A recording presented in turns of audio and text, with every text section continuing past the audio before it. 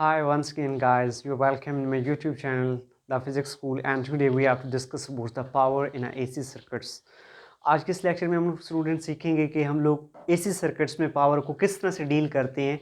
अगर आपको याद हो, फर्स्ट टॉपिक जो हमने किया था सर्किट AC थ्रू रजिस्टर, उसमें हमने ये कैलकुलेशन यूज़ की थी to calculate the power dissipation across resistor, that's equal to P is equal to VRMS into IRMS.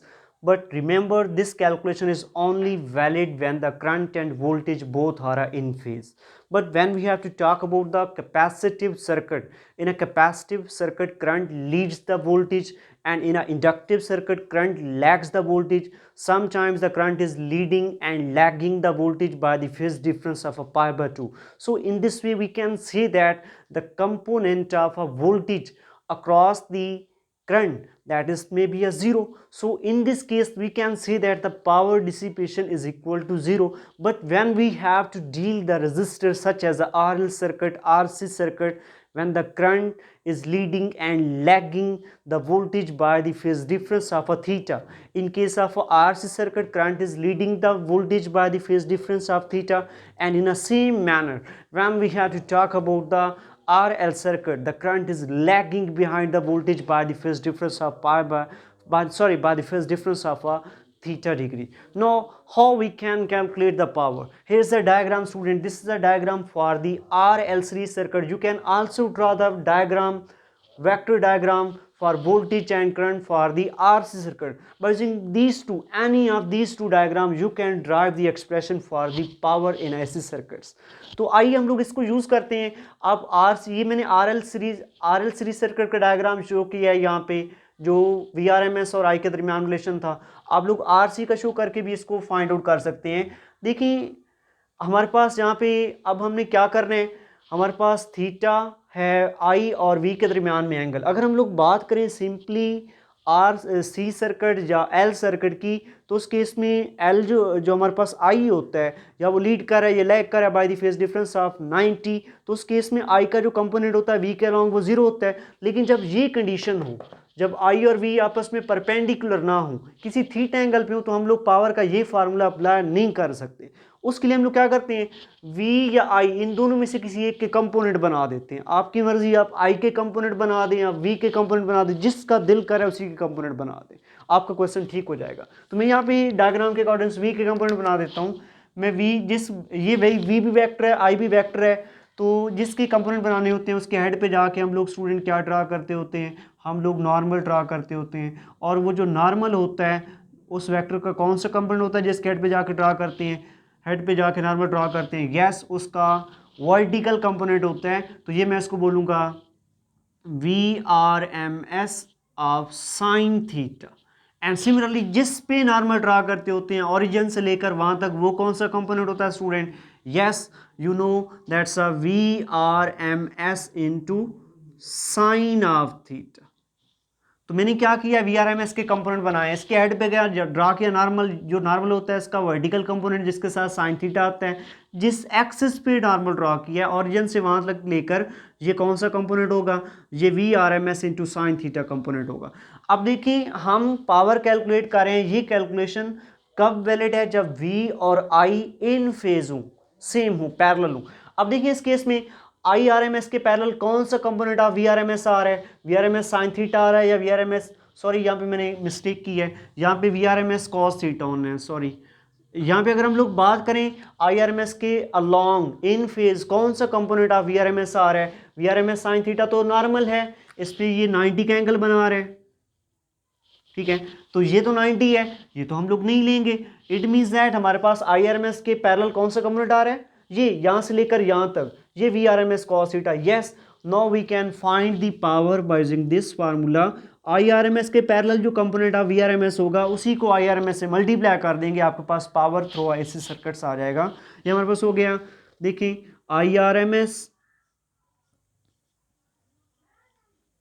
into component of a VRMS along IRMS, that's a VRMS cos theta, यहां से लेकर यहां तक, ये हो गया VRMS cos theta.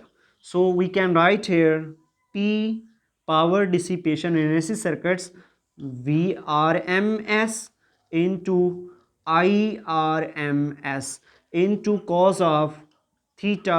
By using this calculation you can determine the power of a AC circuits. आप इस फार्मूले को यूज करके AC सर्किट्स के क्रॉस पावर डिसिपेशन फाइंड कर सकते हैं. Here student, this cos theta is said to be a power factor. इसको हम लोग बोलते हैं पावर फैक्टर. ये अक्सर आपके पेपर में क्वेश्चन आया होता है, the power factor for resistive circuit, the power factor for a capacitive circuit, the power factor for a inductive circuit. ये कैसा होता है, ठीक है, इसके बारे में आपको बता देता हूँ. देखिए, अगर हम जितने सर्किट पढ़े हैं सबके लिए बता देता हूँ. सबसे पहले अगर मैं बात करूं रेजिस्टिव सर्किट की, रेजिस्टर सर्किट या रेजिस्टिव सर्किट बोल दो इसे आप सिंपली. रेजिस्टिव सर्किट में थीटा कितना होता है between V and I, both are in phase. ये कितना होता है 0 degree. In resistive circuit phase difference between current and voltage 0 degree. So power factor कितना होगा, थीटा की वैल्यू कॉस थीटा में पुट करें, ये कितना हो जाएगा पावर फैक्टर. पावर निकालें यहां से, P is equal to V R M S into I R M S into cos zero. Cos zero किसकी इक्वल होता है स्टूडेंट 1 के. तो ये हो गया P is equal to V R M S into I R M S. ये हमारे पास इक्वल हो गया 1 के. In resistive circuit cos 0 degree is equal to 1. You can say that power factor is equal to 1. ये MCQ paper में आया हुआ है. सेम अगर हम लोग बात करें कैपेसिटिव सर्किट की, कैपेसिटर सर्किट की, कैपेसिटिव सर्किट इसे आप बोल सकते हैं. कैपेसिटिव सर्किट की बात करें, in capacitive circuit current lead the voltage by the phase difference of 90 degree. Theta कितना होता है, थीटा होता है 90. तो फाइंड करें पावर उसकी. एसी सर्किट में पावर जो है हमारे पास in a capacitive circuit student V R M S into I R M S that's equal to cos 90. Cos 90 कितना होता है, कॉस 90 हमारे पास 0 होता है. तो पावर डिसिपेशन कितना होता है 0. यही बात मैंने कैपेसिटिव सर्किट में बोली थी कि कैपेसिटर जो है वो 0 dissipating component of AC circuit है. कैपेसिटर 0 पावर डिसिपेट करता है. अगर आपसे पूछे the power factor in a capacitive circuit that's equal to 0. ठीक है. सेम अगर आपसे पूछे इंडक्टिव सर्किट के बारे में, इंडक्टर सर्किट के बारे में जिसमें आपने पढ़ा है पीछे, इंडक्टिव सर्किट की बात करें तो इंडक्टिव सर्किट में देखें, inductor circuit voltage lead the current by the phase difference of π/2. Theta कितना है यहाँ पे, once again theta is equal to 90 degree और π/2 radian. So here we once again calculate the power in an inductive circuit. P is equal to VRMS into IRMS into cos of theta. तो यहाँ पे put करें P is equal to VRMS IRMS into cos 90.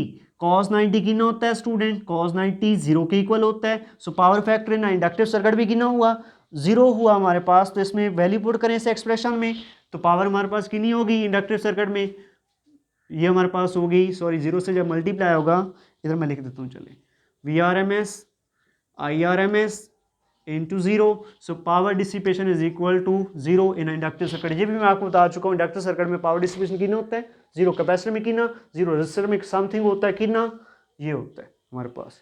ठीक है. तो ये आज का हमारा लेक्चर था जो कि सिंपल सा लेक्चर है. आपको आई थिंक सो समझ आ गई होगी. कोई भी क्वेश्चन हो मेरे साथ कमेंट्स में ज़रूर शेयर करें. लेकिन इसके साथ ही अगर आप लोगों ने हमारे इस चैनल को सब्सक्राइब नहीं किया तो काइंडली सबसे पहले इसे सब्सक्राइब करें ताकि आप लोग अपकमिंग वीडियोस अच्छी तरह से देख सकें. और हमारे साथ जुड़े रहने के लिए आपका बहुत बहुत शुक्रिया. अल्लाह हाफिज़.